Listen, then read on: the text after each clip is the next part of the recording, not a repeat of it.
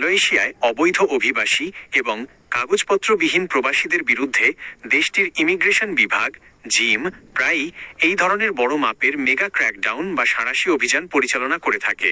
Channel ২৪ এর মতো মূলধারার গণমাধ্যমে যখন ৭২৫ জন বা বিপুল সংখ্যক বিদেশি নাগরিক আটকের খবর আসে, তখন মালয়েশিয়ায় অবস্থানরত এবং নতুন করে যেতে ইচ্ছুক সবার জন্যই এটি অত্যন্ত সতর্কবার্তা।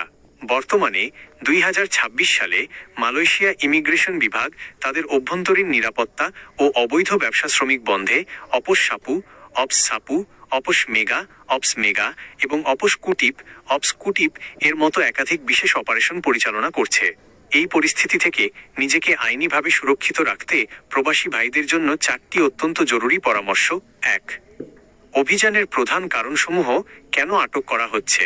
মালয়েশিয়া পুলিশ বা ইমিগ্রেশন সাধারণত সুনির্দিষ্ট কিছু অপরাধের কারণে প্রবাসীদের আটক করে। বৈধ পারমিট না থাকা, আনডকুমেন্টেড, পাসপোর্টের মেয়াদ শেষ বা কোনো বৈধ ওয়ার্ক পারমিট PLKS ছাড়া অবস্থান করা।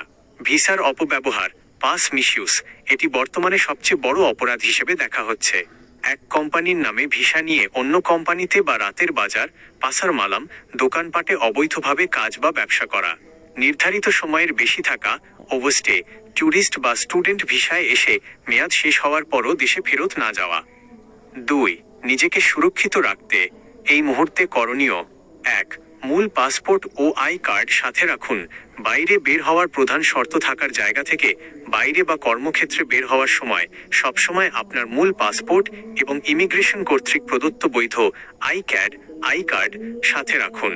কোনো কারণে মূল পাসপোর্ট কোম্পানির কাছে জমা থাকলে অন্তত পাসপোর্টের ও ভিসার পাতা স্পষ্ট রঙিন ফটোকপি এবং কোম্পানির দেওয়া প্রত্যয়নপত্র সাথে রাখুন। ২. ভিসার মেয়াদ রিনিউ নিশ্চিত করুন।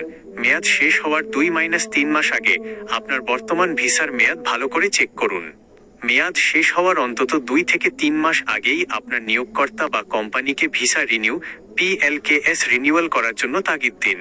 কোনো অবস্থাতেই একদিনও যেন ওভারস্টে না হয়। ৩. ভিন্ন কোম্পানি বা সাপ্লাই জবে কাজ বন্ধ রাখুন। অবৈধ কর্মস্থল পরিহার করুন। যে কোম্পানির নামে আপনার ভিসা বা আই কার্ড ইস্যু করা হয়েছে, শুধুমাত্র সেই নির্ধারিত কর্মস্থলেই কাজ করুন।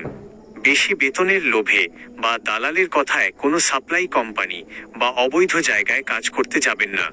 অভিযানে ধরা পড়লে ইমিগ্রেশন আইন অনুযায়ী সরাসরি ডিপোর্টেশন বা জেল হতে পারে। ৪.